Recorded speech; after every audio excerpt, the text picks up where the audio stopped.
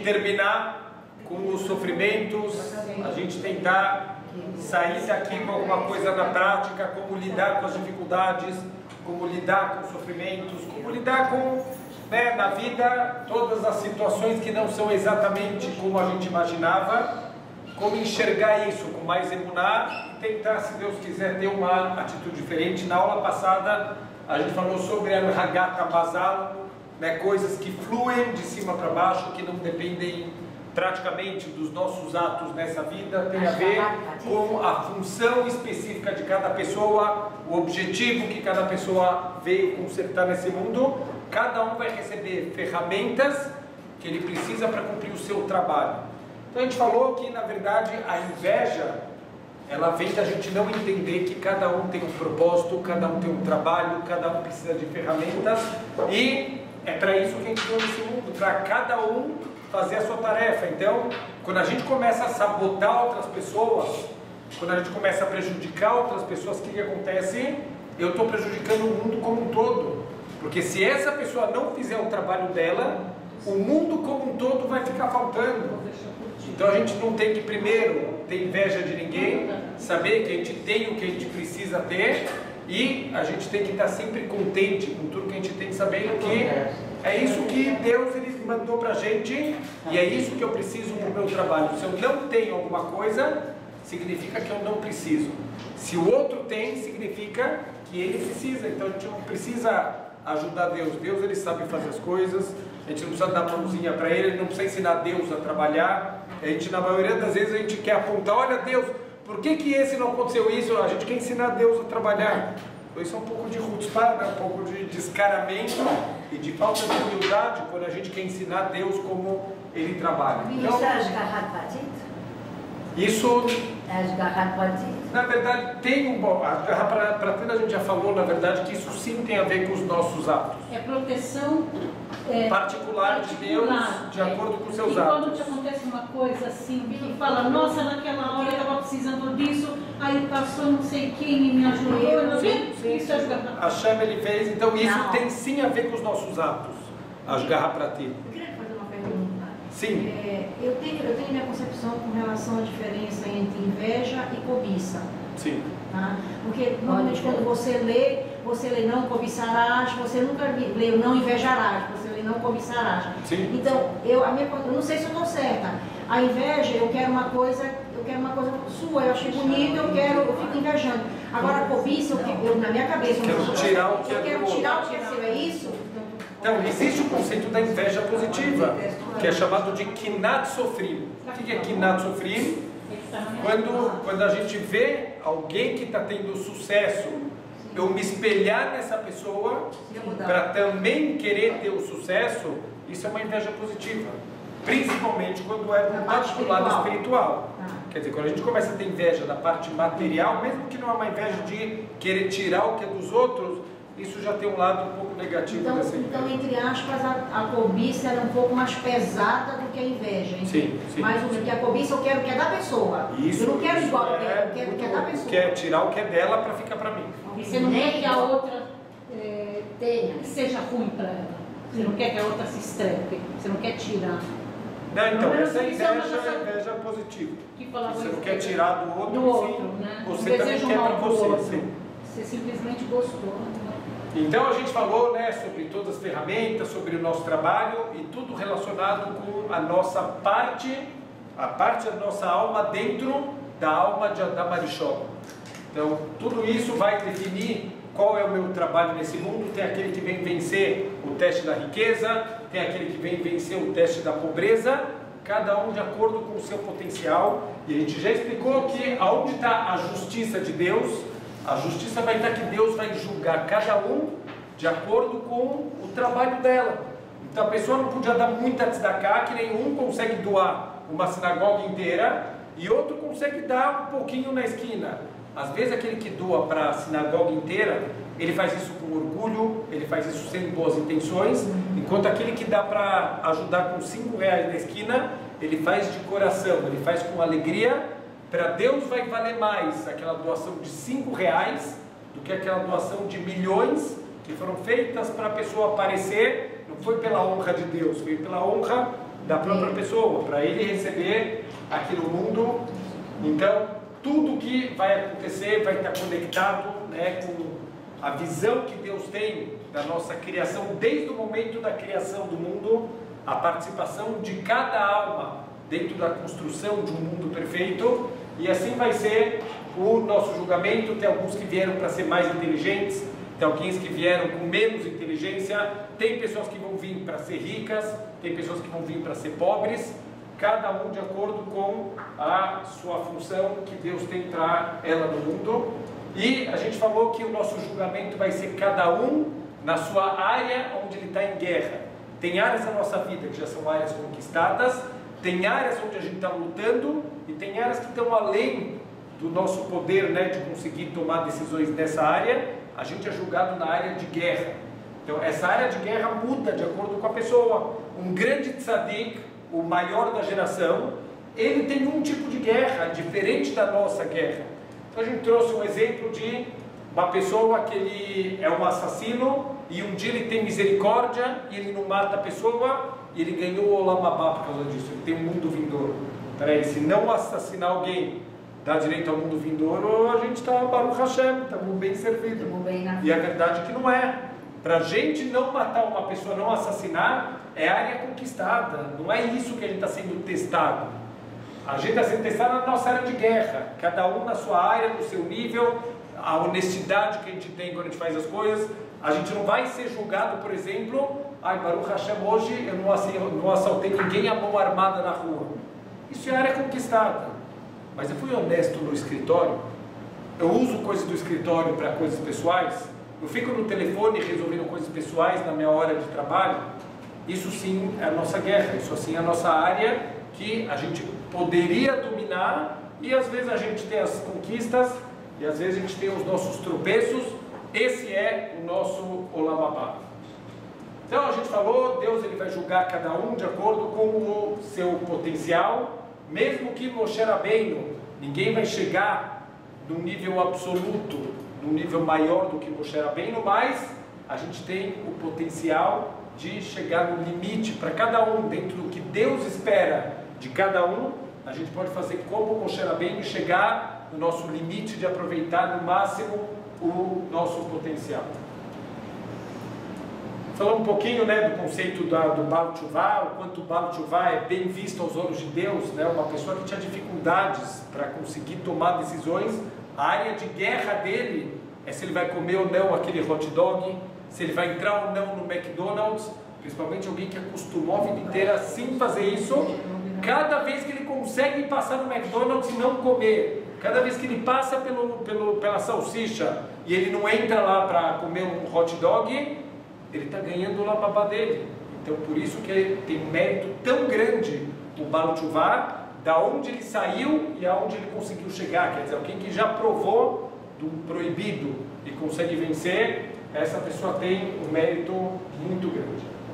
E para a gente fechar, talvez esse é menos ainda, tá nas nossas mãos, é o Anhagat HaYichud. Yihud é a unicidade de Deus. O mundo ele tem um propósito, e o propósito do mundo é que Deus, naquele dia, Bayom Ha'u e Hashem Echad, Ushmo Echad. O mundo vai chegar na unicidade de Deus, o mundo vai chegar no seu objetivo, na sua perfeição, por bem ou por mal. Quer dizer, Deus tem um plano para o mundo, e vão acontecer coisas, às vezes particulares, às vezes até globais, que não dependem tanto dos atos das pessoas como indivíduo. Por quê? Porque Deus tem planos para o mundo. Então quando começa coronavírus e já tem, não sei, 600 mortos e está espalhando, é mão de Hashem. A gente vê a mão de Hashem quando acontecem coisas desse tipo, que atingem tanta gente, e às vezes numa escala global, fica muito óbvio a mão de Hashem. Quando acontecem catástrofes, quando tem um tsunami e que morrem 200 mil pessoas em 5 minutos, a gente vê que tem a mão de Hashem. Quer dizer, ele está tomando certas atitudes, parece que de uma maneira drástica. Por quê? Porque ele tem um propósito para o mundo, e o mundo vai ter que chegar lá. Então Deus ele tem que intervir algumas vezes de maneira mais direta. Para quê? Para encaminhar o mundo aonde a gente tem que chegar. Desculpa, a filha do Nashia, ela está nos planos de Hashem.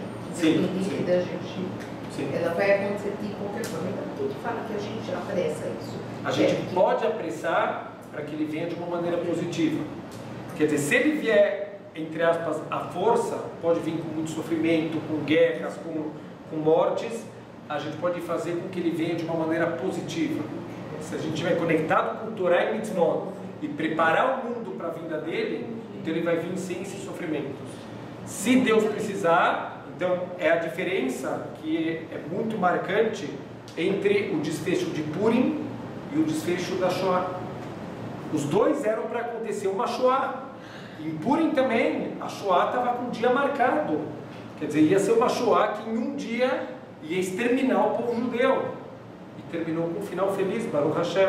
E a Shoah, infelizmente, terminou com um final muito triste. Então a gente vê que está um pouco sim nas nossas mãos qual que vai ser o final da história. Se vai vir de uma maneira positiva ou se vai vir de uma maneira um pouco mais dura. Então a gente pode, está escrito que o Mashiach já está pronto.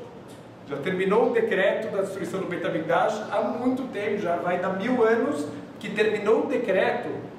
Quer dizer, a gente precisa dar a nossa contribuição, parar de falar Shonará, parar do ódio gratuito, e com isso, Bezerra Hashem, a gente vai acelerar a vinda do Mashiach. Então, Deus tem controle sobre o mundo e Ele tem planos, e o mundo ele vai chegar dentro dos planos de Hashem, do propósito que Ele propôs, que Ele criou esse mundo.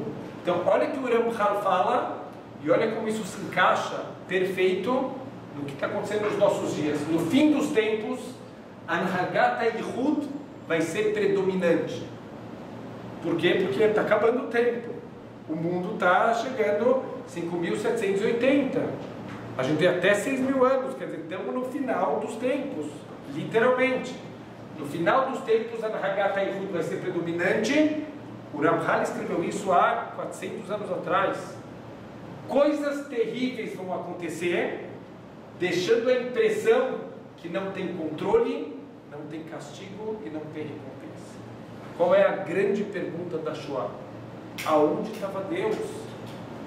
O Ramchal já falou 400 anos antes. É isso que vai acontecer no final dos tempos.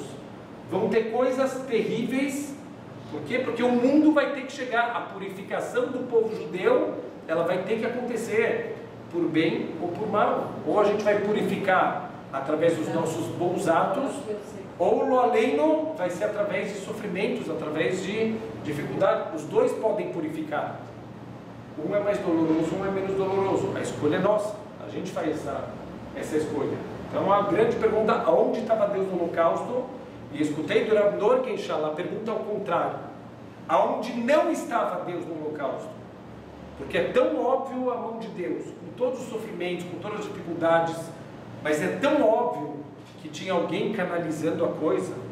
Um dos exemplos que ele dava, para quem conhece um pouquinho de guerra, conhece um pouco, né, de toda essa logística que está por trás, uma Alemanha que foi arrasada na Primeira Guerra Mundial, que sofreu um boicote mundial, que sofreu sanções, que não pode ter força aérea, que não pode ter exército, que não pode ter tanques, eles simplesmente quase dominaram o mundo. E está escrito no Talmud que os descendentes de Edom, se Deus não segurar, eles conquistam o mundo inteiro. Está escrito já no Talmud isso. Então é impressionante que a gente vê a mão de Hashem. A Shoah era completamente improvável acontecer alguma coisa dessa. E a gente vê que teve a mão de Deus. O porquê é outra pergunta, é o que a gente está lidando no curso todo, o porquê desses sofrimentos todos, mas aonde não estava Deus no holocausto, a mão dele mostra que tudo aconteceu de acordo com a vontade de Hashem. Então, olha que o Hafetz Haim ele fala que o final dos tempos ele vai ser marcado por mudanças muito bruscas e repentinas. A gente está numa velocidade de mudanças que é assustador. Os últimos 5 anos se inventou mais coisas do que nos últimos 5.000 anos. Então a gente está numa loucura digital e tudo muda. Quer dizer, você comprou um celular, no dia seguinte já não vale mais nada, porque já tem o melhor. E quando você compra o top, já tem um de tela dobrável, e depois de tela dobrável já vai ser sem tela. E depois...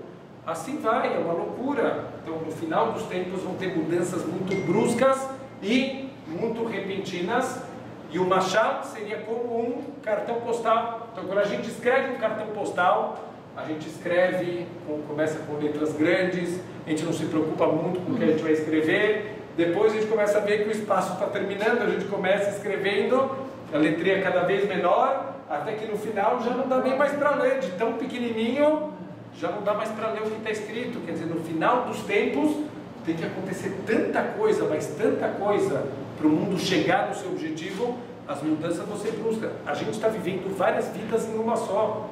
A pessoa é milionária, do dia para a noite ele perde tudo, e depois ele recupera tudo de novo. Pessoas perdendo tudo, ganhando tudo, do dia para a noite. Pessoas que não tinham nada, vira e mexe, sai na folha. A pessoa que começou uma startup de comida congelada, está ganhando 1 milhão por mês agora. A pessoa não tinha o que comer até o ano passado, e agora está ganhando 1 milhão por mês. O outro ao contrário, o maior vendedor que tinha no mundo, está falindo, está quebrado, fechou todas as lojas. As coisas estão acontecendo a uma velocidade muito grande, como o final do cartão postal. Está acabando o espaço, está acabando o tempo. Deus tem que fazer acontecer em várias vidas dentro de uma vida só.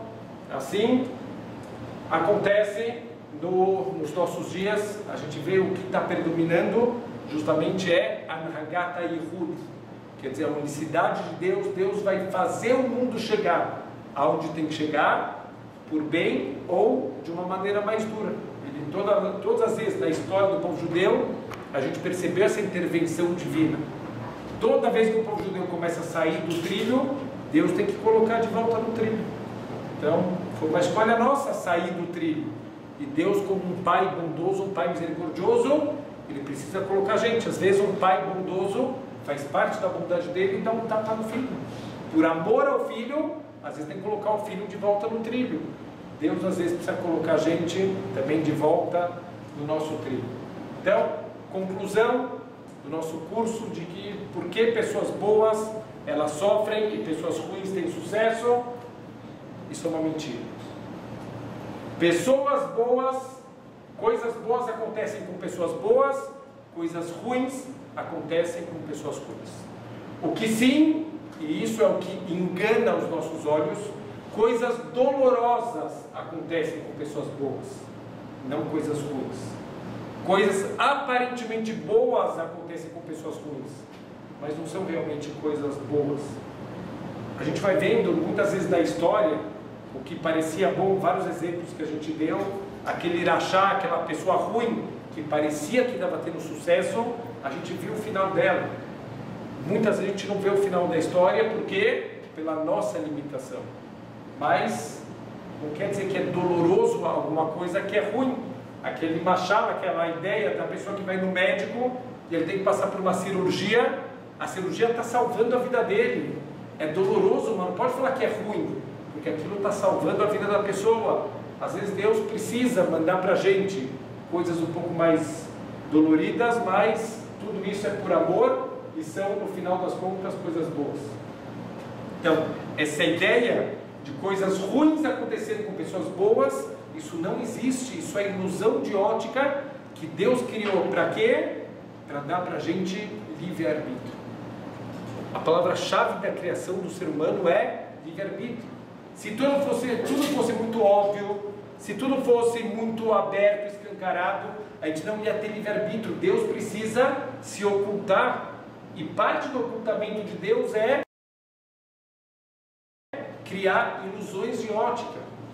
Então, a gente fala no nome do mundo, Olam, vem de Elem. Deus ele tem que se ocultar, ele não pode estar aparecendo, a mão dele não pode estar evidente. Então, muitas vezes a gente não enxerga os planos completos de Hashem, mas tudo isso é parte de uma grande ilusão. Então, tem nos Salmos, tem no Pasuk, no Ashrei Yoshe Beiserra, no finalzinho está escrito: cuida Deus de todos aqueles que o amam e os malvados destruirá. Sim, é o Pasuk que aparece no Ashrei Yoshe Beiserra. Se uma pessoa chegar um pouquinho depois, ele perder a primeira palavra do Pasuk, o que vai acontecer? Deus, de todos aqueles que o amam e os malvados, destruirá. Por que Deus vai destruir os malvados? Tudo bem, mas porque as pessoas boas? Ao contrário, Se ele chegar no começo e sair um pouquinho antes, o que ele vai escutar? Cuida Deus de todos aqueles que o amam e os malvados. Peraí, por que Deus cuida dos malvados? Você não escutou o passo completo. Cuida Deus de todos aqueles que o amam, ponto, e os malvados destruirá. Agora sim. Agora que eu entendi o passo completo, agora dá para entender a vontade de Hashem. Enquanto a gente acha que eu estou entrando atrasado e eu quero entender tudo, ou ao contrário, né, a gente está saindo mais cedo e como assim? Eu não estou entendendo. Calma, confia em Deus. Deus ele sabe trabalhar, ele sabe o que ele está fazendo. Então, uma pessoa, ela entra no meio de um filme e ela vê duas pessoas se socando no filme. Ela entrou atrasada, ela entra correndo lá na sala, está tudo escuro, ele vê lá na tela duas pessoas se batendo e de repente um começa a socar o outro e a pessoa começa a gritar: para de bater no outro. Você não sabe o que está acontecendo. Esse aí é o mocinho, estava defendendo, o outro ia fazer uma coisa muito ruim e ele está defendendo. Por que você está gritando? Porque você entrou no meio, você perdeu a história, você não sabe o que está acontecendo. Então na vida, infelizmente, a gente está todos os momentos que a gente questiona a Deus. A gente está questionando por quê? Porque a gente está entrando no meio do filme e não está entendendo. A gente vê uma situação de uma ótica completamente fora de contexto e, infelizmente, a gente acaba julgando Deus sem enxergar o quadro completo das coisas. Então, o Midrash conta para a gente uma história interessante que, certa vez, o Rabbi Yoshua ben Levi, ele encontrou ninguém mais, ninguém menos do que o Eliyahu Hanavi. E ele perguntou para o Eliyahu Hanavi e falou: Eliyahu, o que você faz o dia inteiro? Ele falou: eu faço algumas shlihuyot, eu faço algumas missões que Deus me aponta. Então o Rabbi Yoshua ben Levi falou: posso ir junto? Queria ver o que o Eliyahu Hanavi faz no mundo. Ele falou: pode, com uma condição. No questions. Não quero pergunta. Perguntou, acabou o passeio. Se você me questionar, acabou o passeio. Então eles começam o passeio deles, eles vão para um lugar muito pobre, tudo que os donos da casa têm é uma pequena vaquinha, mas olha, recebem eles com um tapete vermelho e ajudam eles, tiram, saem da cama para dar cama para eles. Na verdade não era nem cama, era um pouquinho de palha. Antes deles irem embora, o Eliyahu Hanavi, ele faz um decreto que aquela vaca vai morrer. O Rav Shlomo falou: mas Eliyahu, você tem alguma pergunta? A gente já para agora. Não, seguimos, sem problema. Chega numa casa de uma família muito rica, móveis de ouro, todo aquele esplendor da mansão. Dão para eles dormirem no pior lugar da casa, não servem comida, recebem eles muito mal. Quando eles vão deitar, o Eliyahu Hanavi vê que o muro está para cair e ele faz uma tefilá e aquele muro se conserta. Falou: peraí, eles receberam a gente mal, e por que você consertou o muro? Sem pergunta. Falou: se tem alguma pergunta, a gente para agora. Não, vamos lá. Continuaram, chegaram numa sinagoga muito humilde, tudo de madeira, já velho, mas, uau, que hospitalidade! E recebiam pessoas sérias, receberam eles, deram kavod, sentaram na primeira fileira, fileira de honra, chamaram eles para uma aliyá na Torá. Quando foram embora, o Eliyahu Hanavi falou: Bezrat Hashem, que um de vocês seja um grande líder. Depois foram para uma sinagoga maravilhosa, tudo de mármore, de ouro, naqueles cadeiras maravilhosas, com um assento. Não chamaram eles para nada, trataram eles que nem lixo, colocaram eles no final da sinagoga, não chamaram para nenhuma aliyá. Quando eles foram embora, Eliyahu Hanavi falou que todo mundo aqui seja um grande líder e tenha muito poder. Então o Rav Shlomo ben Levi falou: Eliyahu Hanavi, eu não aguento mais, pare. Eu não aguento mais, não consigo entender, eu só vejo injustiças acontecendo, como que pode? Cadê a justiça de Deus? Então, acabou o passeio, você não aguenta mais, mas eu vou te explicar. Lembra aquela família que morreu a vaca? Eles tinham um decreto que a esposa dele ia morrer, e eu tive que rezar a noite inteira para transformar o decreto de morte daquela mulher na morte da vaca. Você não sabe quanto me custou para conseguir despertar misericórdia e salvar a vida daquela mulher. Já naquela casa dos ricos, eu vi que embaixo daquela parede tinha um tesouro enterrado. E se caísse a parede, eles iam encontrar o tesouro. Então eu consertei a parede para eles não acharem aquele tesouro. A mesma coisa na sinagoga, aquela sinagoga que receberam a gente muito bem. Eu tenho uma brachá incrível. Vai ter um líder e vocês vão florescer. Sob o comando de um líder, a comunidade vai crescer e florescer. Para outra, não foi uma brachá, foi uma maldição. Vão ter muitos líderes, muitas pessoas com poder, eles vão se matar entre si até acabar com aquilo lá.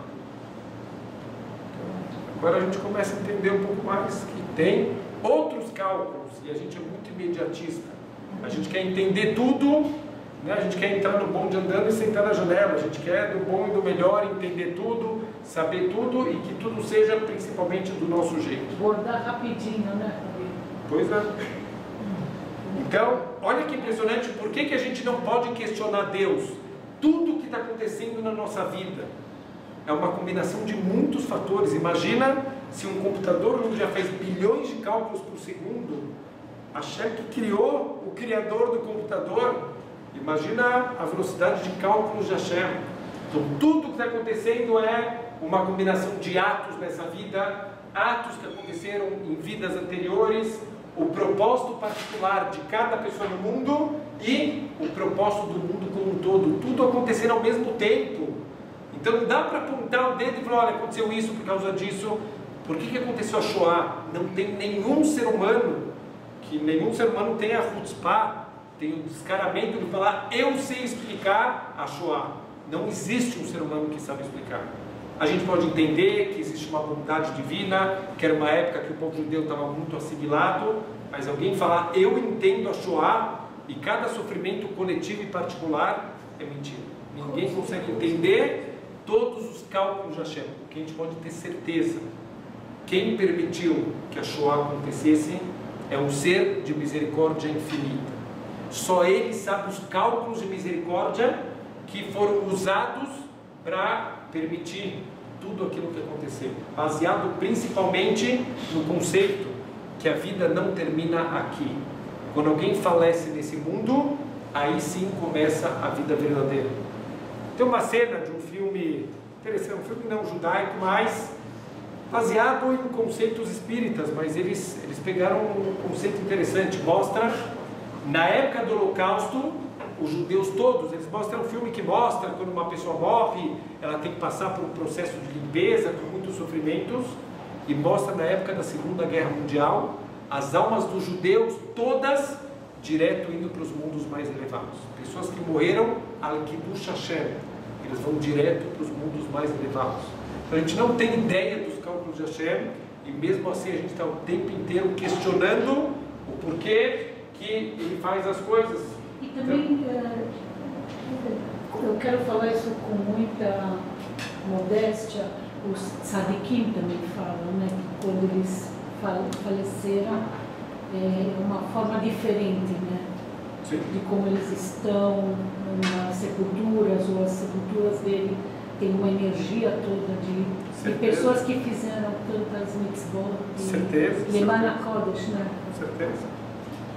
Então, a gente tem que saber usar os sofrimentos de uma maneira positiva. O que quer dizer isso? Se você tem uma pedra no caminho, ou você pode tropeçar e ficar reclamando da pedra, ou você pode subir na pedra e usar a pedra como um trampolim. Quer dizer, usar dificuldades para desenvolver novas habilidades, para aprender com os erros dos outros também. A gente não vai ter tempo de fazer todos os erros na vida. Aprende com um dos outros para não fazer igual. Quer dizer, aprende dos tropeços, aprende das dificuldades, a se transformar numa pessoa melhor e, principalmente, isso é uma regra em relação aos sofrimentos, nunca apontar o dedo para uma outra pessoa. O que quer dizer isso? Às vezes a gente vê alguém sofrendo e às vezes passa pela cabeça, fala, olha, se ele está sofrendo, ele deve ter feito alguma coisa errada, porque se está sofrendo, ninguém sofre de graça. Isso Deus nos livre, a gente não tem que julgar ninguém, a gente não sabe os cálculos da outra pessoa. Esse tipo de resbola, esse tipo de cálculo, a gente usa para a nossa vida, porque só a gente sabe dos nossos atos. Então eu tenho que usar isso para a nossa vida, para eu procurar nos meus atos aonde eu posso ter errado, como uma história do Talmud, de um grande sábio chamado Rav Huna, que ele tinha centenas, milhares de barris de vinho e azedou tudo, estragou tudo, ele perdeu uma produção milionária de vinho. E os talmidim vieram perguntar para ele, falou, Rav, o que foi? O que aconteceu? E ele fez um Heshbon HaNefesh, ele parou para refletir, e ele encontrou um erro, depois ele foi se aconselhar com o Rav, e o Rav ensinou para ele que ele tinha feito realmente, num nível muito pequeno, alguma coisa errada. A hora que ele consertou, tem duas opiniões da Guemará, ou que aconteceu um milagre, que o vinagre voltou a ser vinho, ou que o vinagre aumentou no mercado e passou o valor do vinho. Então a gente vê que na nossa vida a gente questiona por que isso está acontecendo, não o porquê, por que Deus faz uma coisa, o que eu posso aprender desse sofrimento, aonde eu posso procurar algum erro que eu posso estar cometendo e que Deus está se comunicando comigo e que Bezrat Hashem a gente pode consertar. Então, no mundo material, qual que é o contrário de dor? A maioria das pessoas pensa que o contrário de dor é prazer. Isso não é a visão judaica, isso é mentira. A ausência de dor não é prazer. A ausência de dor é conforto. Mas conforto não necessariamente significa prazer. Os maiores prazeres da vida é o contrário. Elas não vêm do conforto. Elas vêm através da dor. Então, um exemplo disso, um grande campeão, ele quer ser o melhor do mundo. A gente não tem ideia da dor, do sofrimento, das dificuldades que a pessoa passa na vida para se tornar um grande campeão. Quer dizer, a gente pega esses nadadores que o cara ganhou 18 medalhas de ouro. Você sabe o que é a vida do cara? O cara acorda todo dia às 4 da manhã, ele passa 12 horas do dia dele dentro de uma piscina, ele tem no contrato dele proibição de ir em festas, tem proibição de tomar bebida alcoólica, tem que comer não pode, aquele docinho bomba de chocolate. Esquece, não vai comer nada disso. Imagina o sofrimento que ele está sofrendo, ele sente uma dor. Fizeram uma reportagem com os cross de moto. Sim. E aí perguntaram para eles, e aí, como é que é seu... Ele falou, 3 dedos quebrados, 4 costelas trincadas. Ele fez uma lista que nem essa está falando. E por que ele faz isso? Porque ele quer o prazer verdadeiro. Existe o prazer momentâneo, aquele prazer rápido, prazer do conforto, mas isso não preenche ninguém. O que preenche? O prazer verdadeiro, que ele vem com esforço, que ele vem com a dor. Então, a gente está muito acostumado no mundo, na visão ocidental, de querer... A foto dos sonhos é a pessoa deitada na praia tomando uma água de coco. Isso é um prazer extremamente passageiro que não preenche. Os prazeres verdadeiros são os prazeres que vão vir com dificuldades, com sofrimentos, com esforço e que vão levar a gente a se tornar campeões de verdade na vida. Então, a gente todo Shabbat, a gente fala um salmo e a gente não presta atenção. Shira Malot, Beshuv Hashem, Et Shivatzion, Ainu Kecholmi. Quando Hashem voltar, trazer todos os que precisam voltar para Tzion, estamos falando da época do Mashiach, Ainu Kecholmim, a gente vai perceber que a gente está sonhando. Deus, em algum momento da história, vai chegar o Mashiach, Deus vai acender a luz, e a gente vai olhar e falar, uau, tudo isso é um teatro. Olha só, tinha uma cordinha aqui conectada com a pessoa, e aqui também era uma marionete. Tudo era um grande teatro na mão de Hashem, para que a gente pudesse chegar no nosso potencial. Então nossa boca vai se encher de riso e a nossa língua de alegria. Alegria verdadeira de entender todas as bondades de Hashem, tudo que Hashem fez. Quando Hashem ele se revelar, a gente vai ver que tudo isso é uma ilusão de ótica. Tzadik veraló, verachá vetovló. Não existe um tzadik que tem coisas ruins e o urachá que tem coisas boas. Foi tudo uma grande ilusão de ótica. A gente vai olhar para trás. De que a gente vai rir quando chegar o Mashiach? A gente vai rir da gente mesmo. Quantos questionamentos, quantas a gente não entendeu e questionou Deus e por que ele fez isso e aonde está a bondade de Hashem. E um dia Hashem ele vai acender a luz e a gente vai para o Hashem entender tudo. A gente vai ter 6 milhões de motivos para olhar para trás e se alegrar. A gente vai entender os cálculos de Deus para cada Yehudi que morreu na Shoah, aonde estava o cálculo perfeito e misericordioso de Hashem. Do mesmo jeito que aconteceu com o Yosef é um modelo de quando a pessoa questiona e questiona e questiona, até os irmãos estão acontecendo coisas muito estranhas na vida deles. Eles venderam o irmão, eles depois tentaram ainda procurar o Yosef tinha desaparecido. Por quê? Porque o Yosef escravo não existia mais, existia agora o Yosef esse rei do Egito.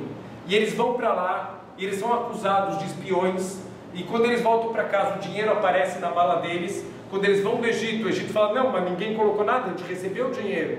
Falou, então que dinheiro é esse que está na sacola?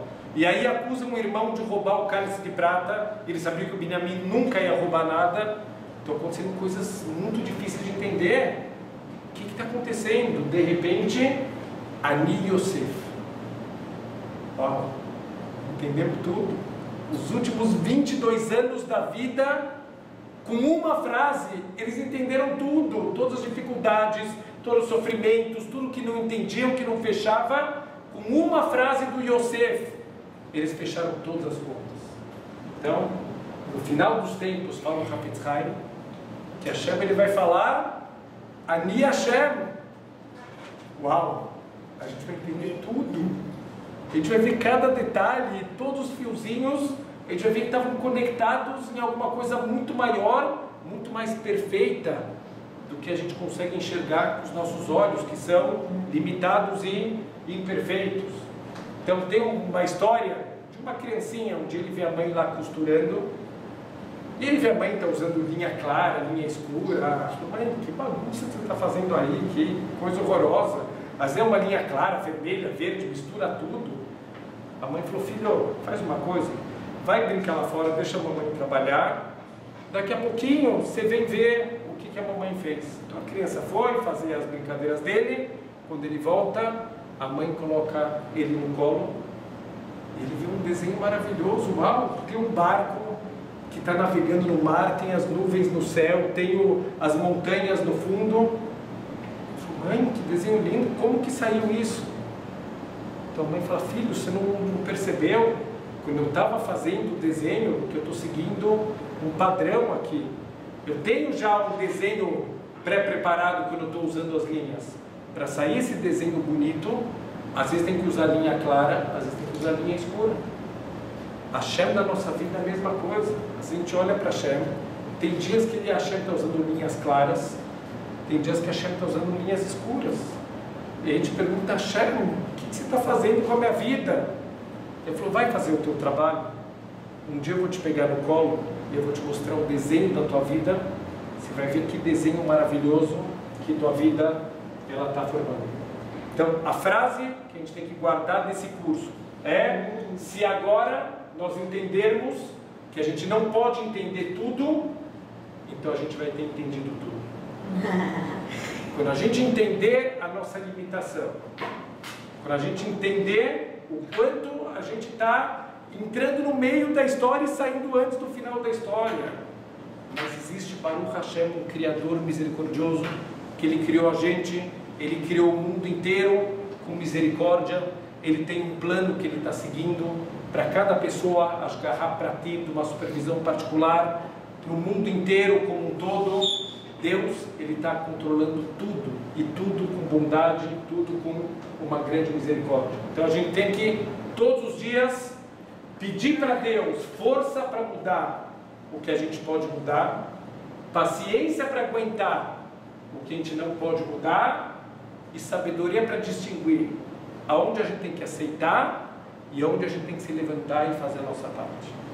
Pedir muita sabedoria, rezar, para que a Hashem ilumine e a gente consiga saber realmente que horas que a gente aceita a vontade de Hashem e que horas que a gente vai fazer a nossa parte, mas sempre com a certeza que tudo que Deus faz é misericórdia, tudo que Deus faz é uma grande bondade, e a gente tem que ter isso é para ficar para a história.